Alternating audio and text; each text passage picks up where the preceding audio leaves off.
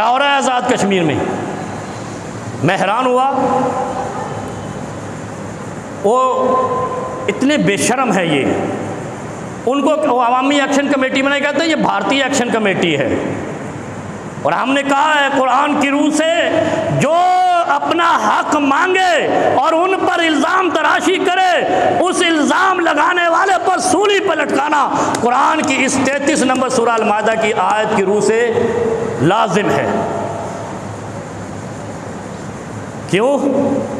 हक मांगने का तो अल्लाह ने हुक्म दिया है, अपने घर को महफूज करने का तो अल्लाह ने हुक्म दिया है। क्या फरमाया नबी अलैहिस्सलातु वस्सलाम ने? जो अपने माल को बचाते मारा गया शहीद, जो अपनी इज्जत को बचाते मारा गया शहीद। यानी जो डाकू से वतन को बचाए और उस रास्ते में मारा जाए, उसके गुनाह रब माफ करता है, जन्नत में डाल देगा।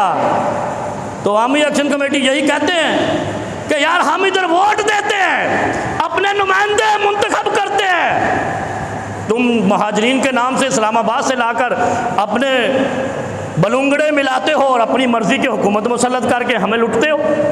भाई यही झगड़ा है। ये महाजरीन के नाम से आज़ाद कश्मीर में अपने नुमाइंदे भेजकर अपने चूचे चूजे वजीर आजम बनवाना, 2-2 महीने बाद बदलना, ये इस्लामाबाद की रिश्वत है आज़ाद कश्मीर को ख़राब करने की।